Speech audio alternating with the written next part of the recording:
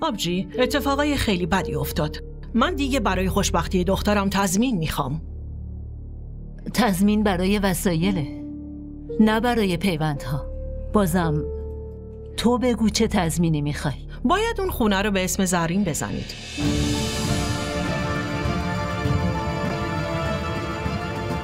تا فردا پس فردا کسی بیرونش نکنه.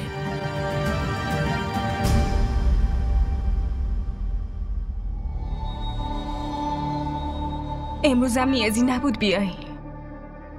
میتونستی امروزتم با تارا بگذرونی.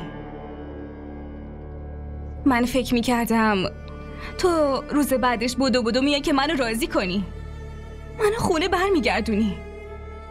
همه روز منتظرت بودم اما تو نیومدی. من معذرت میخوام، ناخوش احوال بودم. اگه حرف منو باور نمی کنی میتونی از مادر بپرسی. نه خیر، نیازی ندارم از کسی بپرسم.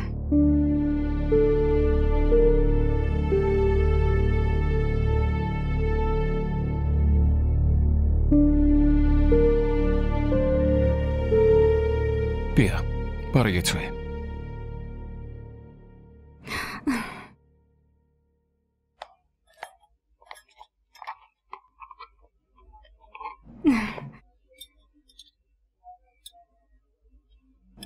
اما معنیش این نیست که من قهر نیستم. باشه قهر باش، اما لطفاً برگردیم خونه. خونه؟ جایی که هر لحظه ممکنه اون 3 کلمه رو بگی و... زرین لطفاً. من همین الانم خیلی خجالت زدم. بیشتر از این خجالت زدم نکن. هر اتفاقی که افتاد توی عصبانیت افتاد، وگرنه من هیچ وقت این کار رو انجام نمیدم. اینجوری اگه میگی همه گناهاتو میبخشم.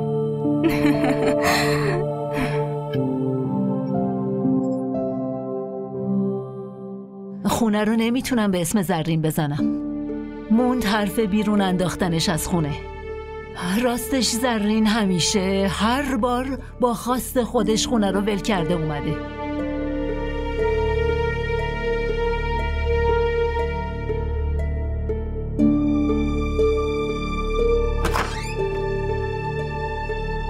پسرم من که خیلی خسته شدم، یه خورده استراحت میکنم. باشه.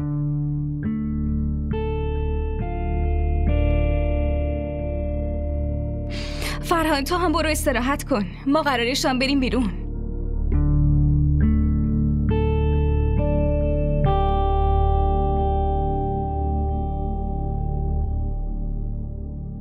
چی شده؟ تو از اومدن من خوشحال نشدی؟ تو چی فکر میکردی؟ که فرهان دنبالم نمیاد؟ اینو ببین، فرهان برام هدیه خریده. علنگوی طلاست، هدیه آشتیمونه. قشنگه.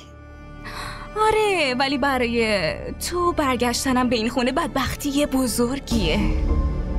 به خاطر پسرت فرهان میخواست منو طلاق بده، اما من با یه حرکت تو رو از اینجا بیرون میندازم.